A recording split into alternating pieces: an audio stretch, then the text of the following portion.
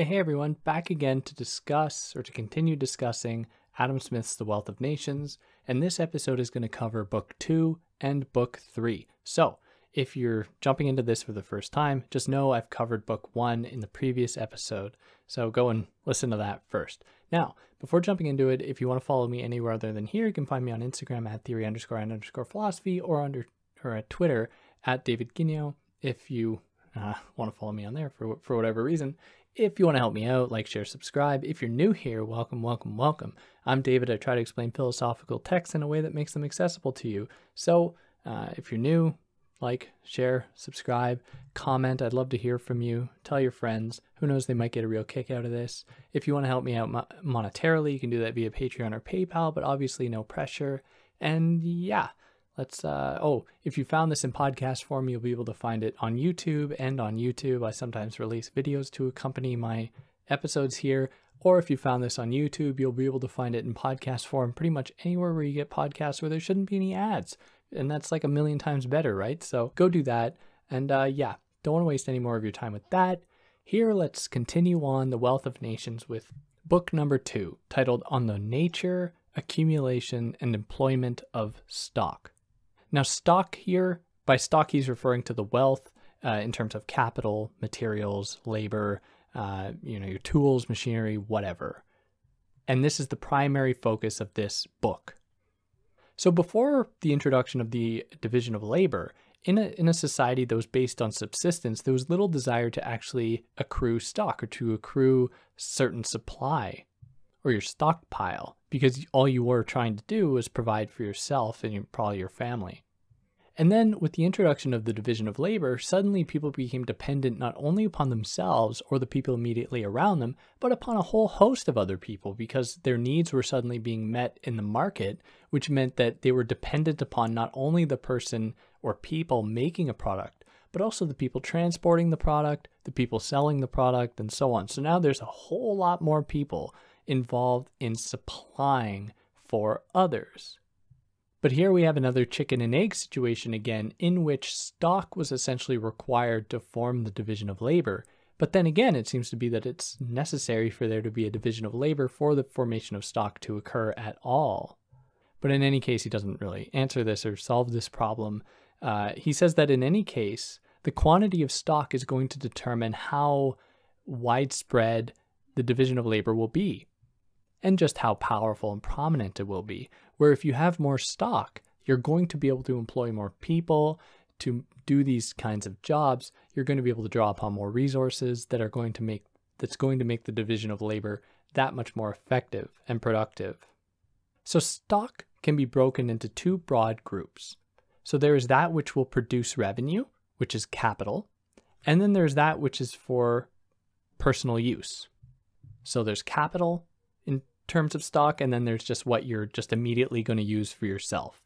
Now, what you're going to immediately use for yourself, maybe not immediately, but over the course of time, you're going to use for yourself, can be further broken into 3 categories.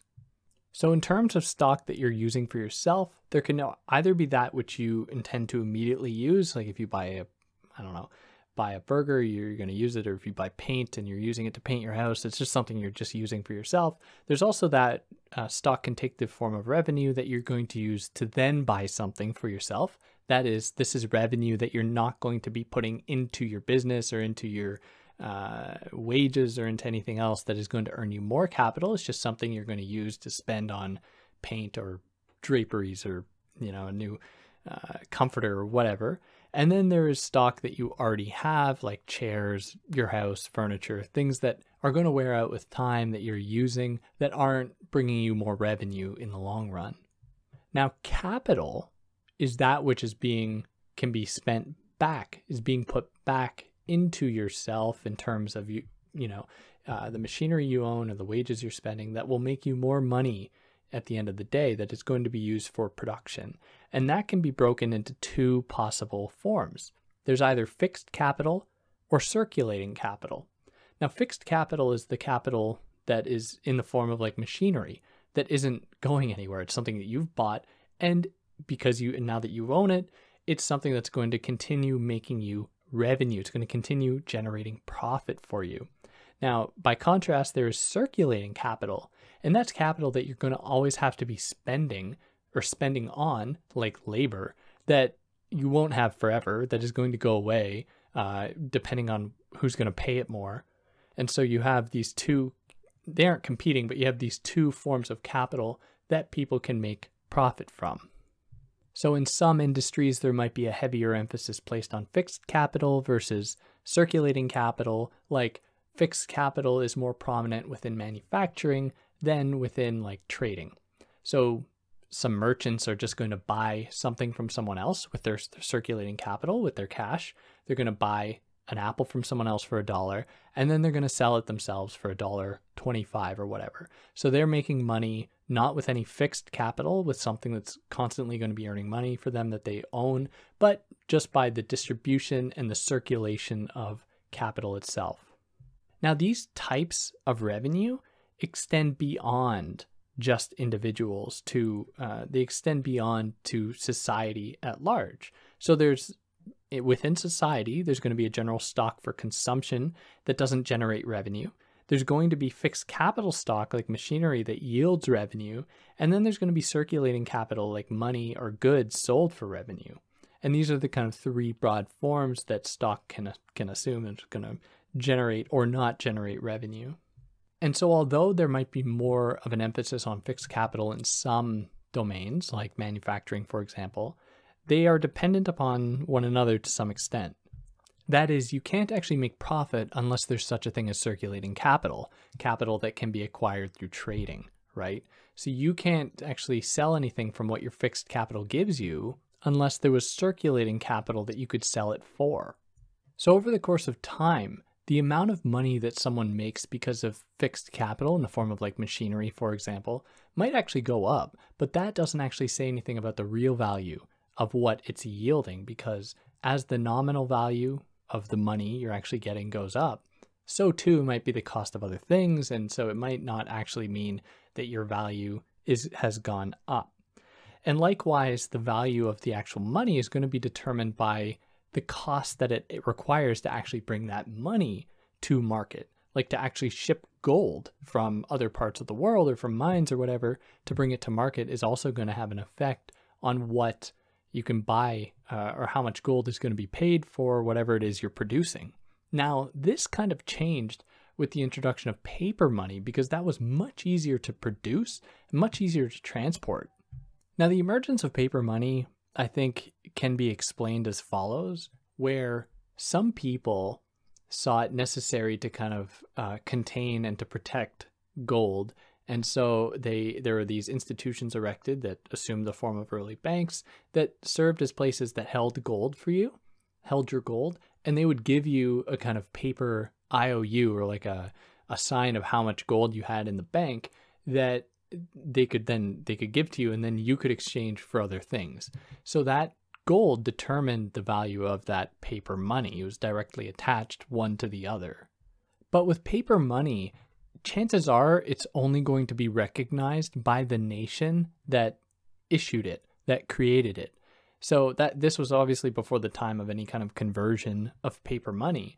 So let's say, for example, if you had a given nation, let's say, England, just for fun. Let's say England, if you accounted for the price of all the labor, all the materials, all the commodities and everything, let's say that amounted to $1 million at the time, just for the sake of argument, amounted to $1 million in gold, the value of gold. Now, if you were to issue out 500,000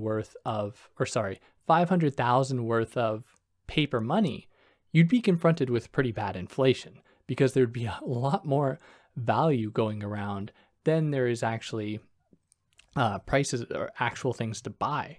So the value of everything, the value of money would go down quite greatly. And because other countries don't recognize paper money, the way to get around that would be to start sending out gold and silver, in your stockpiles to these other countries that recognize gold and silver as valuable to them as well. And so it is necessary to regulate how much paper money is actually going to be introduced into the economy, because otherwise it'll lead to pretty heavy inflation. And if it exceeds the actual amount of gold and silver in stockpile and reserve, then that'll mean that it is predicated upon nothing. Now, this is obviously an outdated idea because value still circulates today, even though we've dropped the gold standard. It's, money is hardly based on anything tangible, yet value still circulates and so on. We know what's going on.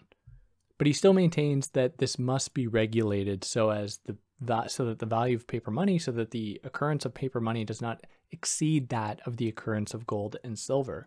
So likewise, he sees possible issues with banks, right, that are willing to just give out money based off of nothing, to just open up a bank and say, oh, I'm going to give out these loans, you're going to pay me back 10% interest and no questions asked. What that'll do is just increase the supply of paper money without it having any connection to the gold around, which is just going to lead to inflation. And what should happen then in a perfectly running system is that the amount lent out in the form of paper money should never exceed however much they have in the form of gold. And if it ever did, then it would immediately, because of inflation, it would immediately just find its way back to the bank. The paper money would find its way back to the bank, which is it's a funny idea, Adam Smith, yeah, at the time, I guess, but that is certainly not the case today, where capital can be hoarded, sent to overseas banks, where it can just gain interest for doing absolutely nothing productive, and it just, there's no value there. Or, well, there is value, but it's not producing anything. But Adam Smith very much sees the value of credit and of loaning money. So, for example, let's say you were a capitalist and you had, however much money put into your business, you'd probably keep a little bit of money on the side in case of like an accident, in case of like a crisis in stock or whatever. Now, with the introduction of the possibility to give out credit, to lend out money, what that allowed for is to give people a sense of ease, where suddenly they could say like, okay, I can spend all the money I have, and if I run into a jam, then I can just borrow it. And they would just hope that wouldn't happen, and it probably wouldn't. So now there could be more money put safely and securely into production, into the market, which can then generate more revenue, can allow for more expansion, and so on. But again, that has to be tempered so that there aren't too many loans given out, because if a country is predicated too much upon paper money, it'll be more likely to collapse, for everything to come crumbling down, because it needs to be tethered to something real and tangible. And so there has to be some kind of regulations put in place to not allow that to happen, even though he maintains that it'll be in their interest not to have that happen, because it will be deleterious to everyone involved. Like, it'll have pretty negative effects. And he says that any kind of regulations that inhibit lending, that tell people you cannot lend what you own, is a slight against what he calls natural liberty, which goes back to that idea about virtue that I kind of briefly presented in the first episode. So there should ultimately be fewer and fewer regulations for Smith, even though he recognizes that there must be some kind of oversight just in case. Because ultimately for him, if you have a system that is really a free market system, then so many different people are going to have a stake in it. Whereas previously, if it was just the world of kings and priests and whatever, if there was a collapse, it could just be brought about by one person. Now, if there's an actual form of competition between banks, no one bank can get big enough to tear down the whole system, which is funny because that's exactly what happened in 2008. But in any case, he's saying that because there would be such competition, no one bank would have enough power, have enough supply to actually bring down the entire market. And so there would be all these kind of natural forming safeguards just by virtue of competition. And now from here, he considers more closely the roles or the distinction between productive and unproductive labor that I just kind of mentioned briefly in the last episode. And to reiterate, productive labor refers to labor that produces things, whereas unproductive labor doesn't produce things, like, for example, a priest or an army person or whatever, who don't actually produce anything with what they do. Now, the only way that it is possible to have unproductive labor and have them actually earn money, like to have teachers or physicians or priests or army people to earn money, is if there is productive labor occurring. Otherwise, there wouldn't be actual revenue, money, to pay people with to do unproductive labor. So firstly, in any nation, he says that productive labor must be covered. Productive labor must be covered with the profits, with the revenue that is made from that productive labor. And then it is only with the extra that suddenly that money can be spent on unproductive labor for people to do things other than producing things to participate in the growth of the economic wealth, of the economic commonwealth. So that which is spent for him on productive labor is what he calls capital, because it's going back into the system of production for the sake of growing production, of growing the economy, whereas money that is spent on unproductive labor is just revenue, where the former is good for industry, that is capital is good for industry, and the latter is good for what he calls idleness. And it's pretty clear where his preferences are. That is this emphasis strictly on production, which is, I guess, good, but at the same time, it's pretty problematic that he's just reducing all these other forms of labor as not real or being lesser than. But in any case, that's what we have here. So the more money that's spent on production will ultimately be better for society at large, because that is what is going to increase the actual well-being of people in an economic sense than the amount spent on unproductive labor. So this money that is spent, that is capital, that is spent on productive labor, can be spent in 4 ways, either by procuring or acquiring rude produce annually required by society, or by being spent on manufacturing and preparing that produce, or 3, by transporting that produce, and 4, by dividing up and distributing that produce.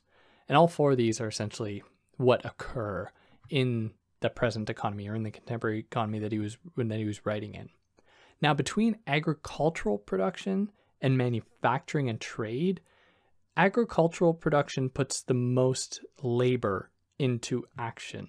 So it puts into action the labor of animals and humans and nature, whereas manufacturing is just a kind of human creation that depends upon certain human conditions like towns or cities in which manufacturing occurs. And then by contrast, something like trade puts the least amount of labor into action. So you have agricultural production, manufacturing, and then trade, where manufacturing puts somewhere in between the two into production or into action. And then trade can be further subdivided into 3 possible forms. There's either home trade, so trade within your own country, things that are produced in your country that are sold to another country. There's foreign trade, which is the purchasing of foreign goods for home consumption. And third, there's carrying trade, which is transacting the commerce of foreign countries. So of these 3, the first is best for a country's annual produce, because the first is what comes from selling, or it is the act of selling your produce, your products, your commodities to another country, which increases the supply of monetary wealth in your country, because you're obviously getting paid for it, which can then be, if put back into the system as capital, can then work to expand and grow the country's economy.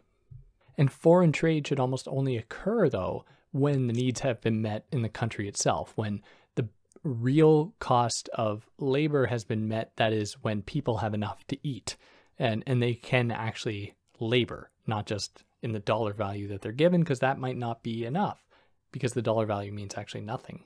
The question is, does it actually cost the price of living and the price of food? And that puts us here into the 3rd book. As I said, these 2 are pretty short here. So that puts us into the 3rd book, titled Of the Different Progress of Opulence in Different Nations.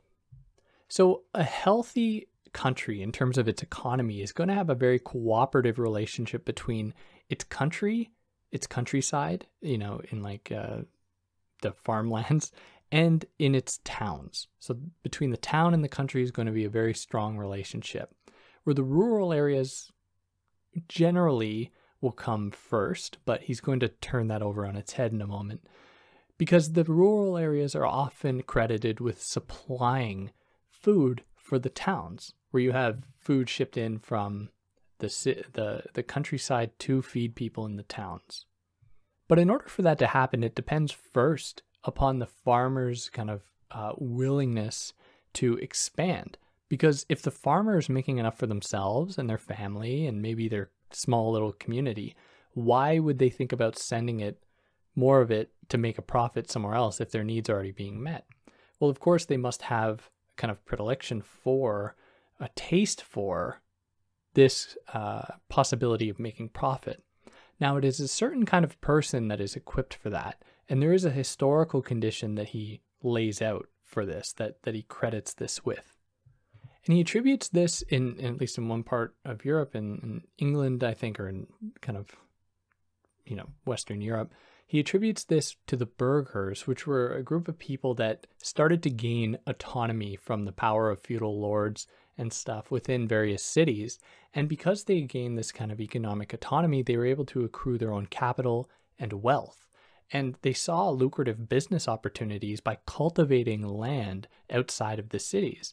So they would go and cultivate land, which they knew they could earn profit from, and they knew profit was good for them living in the city, in the hustle and bustle of the city, as opposed to a country person who just wanted to supply for themselves, their family, maybe their small community. So now there was this new incentive introduced to expand and to cultivate new land, which meant that there's a kind of reversal here in how we're viewing this progress or this progression for Smith, where it seems like the town and the value and the kind of wealth that came out of the town encouraged the cultivation of the land. So the lords at the time, who still held a lot of power, especially in the countryside, didn't really like the Burghers, who were suddenly encroaching upon their power with their own capital that they've gotten from the towns that, has come about through trade and stuff.